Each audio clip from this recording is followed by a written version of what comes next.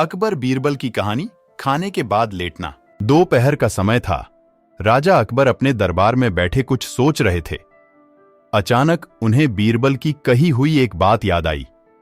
उन्हें याद आया कि एक बार बीरबल ने उन्हें एक कहावत सुनाई थी, जो कुछ इस तरह से थी: खाने के बाद लेटना और मारने के बाद भागना एक सयाने मनुष्य की निशानी होती है। राजा सोचने लगे, अभी दोपहर का समय है, यकीनन बीरबल खाने के बाद सोने की तैयारी में होगा। चलो, आज उसकी बात को गलत साबित किया जाए।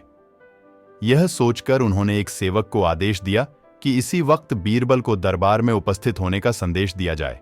बीरबल अभी खाना खाकर बैठे ही थे कि सेवक राजा का आदेश लेकर बीरबल के पास पहुंचा। बीरबल आदेश के पीछे छिपी राजा की मंशा को भली भांति समझ गए। उन्होंने सेवक से कहा, तुम थोड़ी देर रुको, मैं कपड़े बदलकर तुम्हारे साथ ही चलता हूं।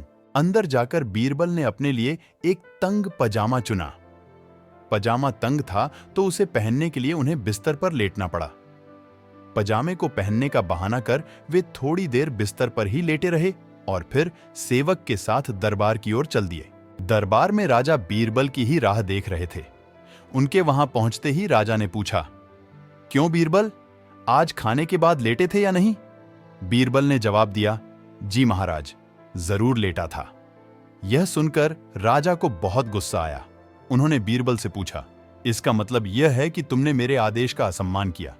तुम उसी समय मेरे सामने क्यों उपस्थित नहीं हुए? इसके लिए मैं तुम्हें सजा देता हूं। बीरबल ने तुरंत जवाब दिया, महाराज, यह सच है कि मैं थोड़ी देर लेटा था, लेकिन मैंने आपके आदेश की अवहेलना नहीं की है। आपको मुझ पर यकीन न हो तो आप सेवक से इस बारे में पूछ सकते हैं। हाँ, ये अलग बात है कि मुझे इस तंग पजामे को पहनने के लिए बिस्तर पर लेटना पड़ा था।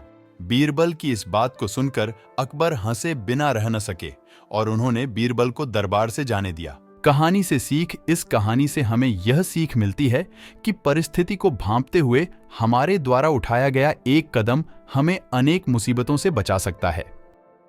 आपको ये कहानी कैसी लगी, हमें कमेंट बॉक्स में जरूर बताएं और ऐसी मजेदार कहानियों के लिए हमारे चैनल को अभी सब्सक्राइब करें और बेल आइकन दबाएं।